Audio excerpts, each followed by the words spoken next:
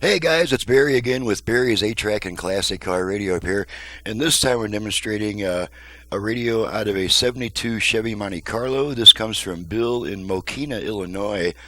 Bill has requested the modern internal FM conversion. Now this may be a little bit misleading because it's got an AM/FM dial.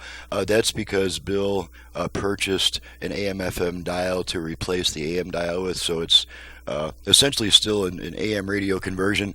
And then he's also requested the Bluetooth feature, and we're going to test all that out before we send her back. So let's go ahead and turn it on. I've got it set to AM at the moment, to the one strong station I get.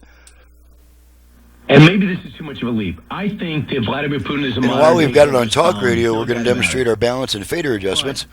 But he has been accused for manipulating an front rear election fader and allowing Donald Trump to win an election. Fader adjust. Trump tried to Okay, so now this tone control is adjusting our front rear speaker balance all the way front, rear, you saw this in a way I never see it. rear. So we have to be friends with our center enemies. them. Saudi Arabia doesn't have a great government, but they were in many ways they were allies.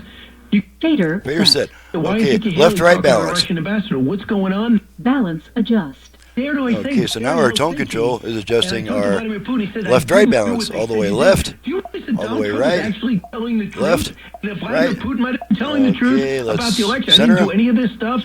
Balance set. Okay, let's make sure the Bluetooth goes into pairing mode. Bluetooth ready to pair. Okay, so you heard that. Okay, now let's go over to FM, and we do that by turning the unit off and then right back on within about half a second. So here we go. Off, on. Okay, now we're on FM, and I have all 5 presets set to FM stations in my area for a quick test. Now this stereo light originally was used to indicate that there was a tape inside, because this was originally an AM radio, so the only stereo output would have been the 8-track. I've reassigned this to be an FM stereo light, so let's go ahead and run through the dial. Connectwithyourheart.com.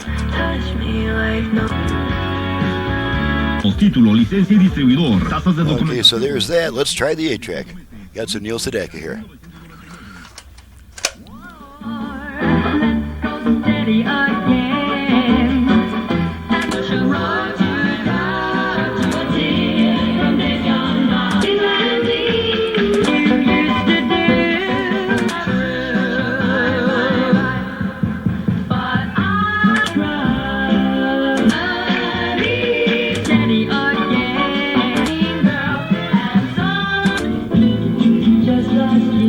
Okay, so that's good too. Let's go ahead and boy, and I really don't recommend using this eject button if you can possibly avoid it. These are really thin, flimsy plastic, and this eject button has a downward slant, so when you push it in, it's going to want to go down and possibly break.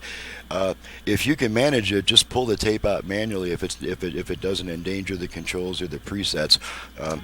That's just kind of and not only that, but when you press this, if you're going to use the eject feature, it's best to go ahead and tune this button to an FM station, so that when you eject a tape, you don't throw it off station. So that concludes the test. Let's make sure the dial lights come on like they're supposed to, and you can see them all 3 flashing on and off. Of course, the one in the middle goes out when you put a tape in. And so that concludes the test. She's ready to go back. I'm Barry with Barry's 8-track and classic car radio repair. And to reach me for service, please visit the website in the description below, and please download and print out a work order before calling me with a bunch of questions, because that's what the work order is for. All my options and prices, including options for turnaround time, are in the work order, and you have to include a work order with the job anyway. So please go ahead and make that the first step towards finding out my prices and options and turn times and all that stuff.